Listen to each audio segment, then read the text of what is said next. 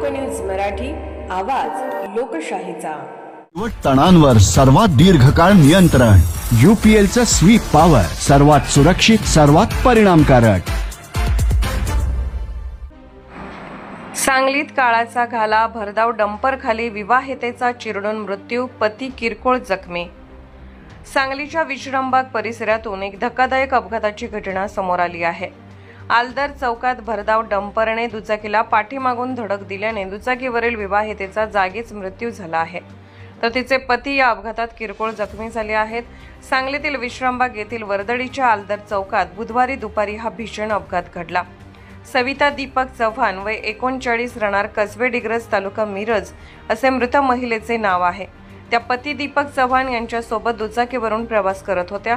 आलदर चौकात त्यांच्या दुचाकीला पाठीमागून आलेल्या भरधाव डंपरने क्रमांक KA 28 AA 3927 घासून कट मारला। अचानक झालेल्या धडकेमुळे दुचाकीचा ताबा सुटला आणि सविता चव्हाण थेट डंपरच्या खाली सापडल्या। डंपरचे चाक डोक्यावरून गेल्याने त्यांचा जागीच मृत्यू झाला, तर दीपक चव्हाण बाजूला फेकले गेल्याने ते किरकोळ जखमी झाले। घटनेची माहिती मिळताच विश्रामबाग पोलीस ठाण्याचे निरीक्षक सुधीर भालेराव आणि वाहतूक शाखेचे निरीक्षक अजय सिंदकर यांनी पथकासह घटनास्थळी धाव घेतली।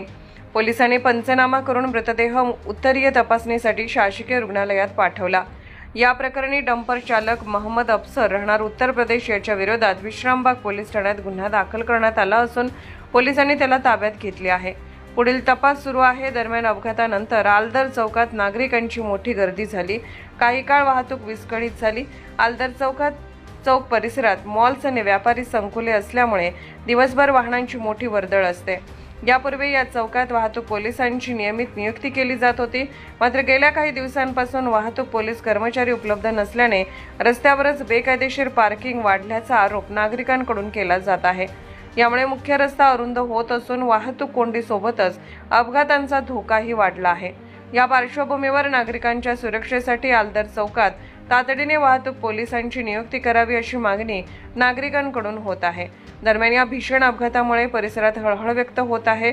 पोलिसांकडून अपघाताचा पुढील तपास सुरू असून आलदर चौकातील वाहतूक व्यवस्थेबाबत प्रशासन आता काय निर्णय घेणार याकडे नागरिकांचे लक्ष लागले आहे।